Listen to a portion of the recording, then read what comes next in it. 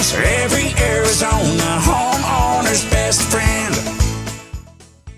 It's amazing what we can do, again, in the desert when you add, we haven't talked as much about climate, but we have 300 plus days of sunshine. That means we can be planting and harvesting 12 months out of the year.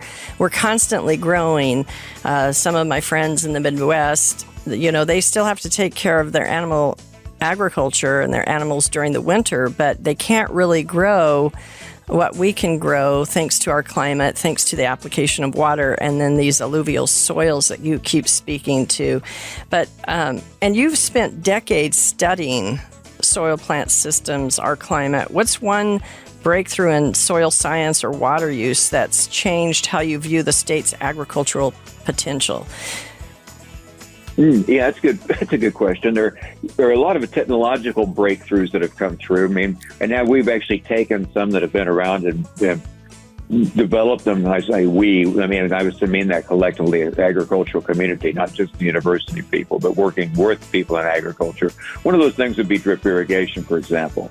When the CAP, the Central Arizona Project, came into Central Arizona, that radically changed a lot of the irrigation systems right there because, we had that availability of water, but the irrigation systems were redesigned. People then started putting in these canals with what we call high volume turnouts, high flow turnouts. And what that means is that you can put a lot of water into a field very quickly if you have enough water coming down the canal to do that.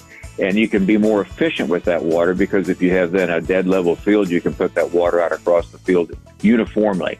And you don't have these I would say, a non-uniform distribution of the water out across the field. So a good way to look at it would be have a field that's level like a good pool table or pretty close to it. And you put water into that area pretty fast, and it will come across and form a sheet of water across that flat plain across the top of that field. And you can control the depth of that water. That's been a huge innovation. For example, in Yuma, where we have been dealing with water systems like that for years, those farmers have become close to over 90% efficient pretty regularly with that kind of a water.